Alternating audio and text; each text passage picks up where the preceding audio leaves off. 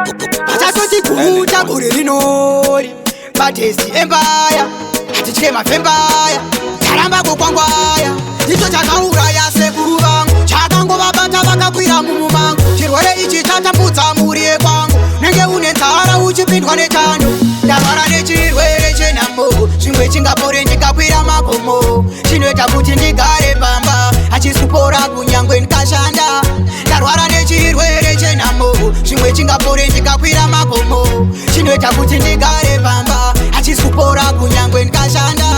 musimba chabata munhu wese kana parokesheni hatichageze imbwa dzakutouraiwa dzese kana makonzo akatiza kwasara mapete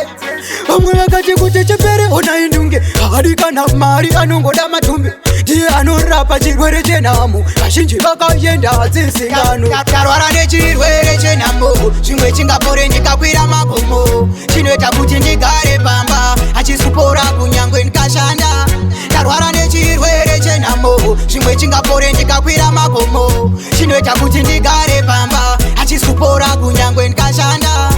ndichikura nengonzwa vakuru vachisasa ndakazobhiliva chiriko ine chandibata chinoita kuti usekwe pese pawafamba une kamwe kasimero apa uchikanda kusekwa namukunge rugare mafira chikakubata urare chitumwe tumadhizizi unoita mbare plazimazimanga semunhu wekare ndarwara nechirwere chenhamo zvimwe chingapore ndikakwira magomo chinoita kuti ndigare pamba hachisupora kunyangwe ndikashanda ndarwara nechirwere chenhamo zvimwe chingapore ndikakwira magomo chinoita kuti ndigare pamba hachisupora kunyangwe ndikashanda musimba chabata munhu wese kana parokesheni hatichageze imbwa dzakutouraiwa dzese kana makonzo akatiza kwasara mapete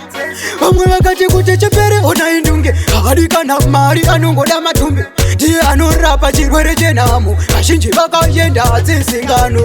ane chirwere chenhamo zvimwe chingapore ndikakwira magomo chinoita kuti ndigare pamba hachisupora kunyangwe ndikashanda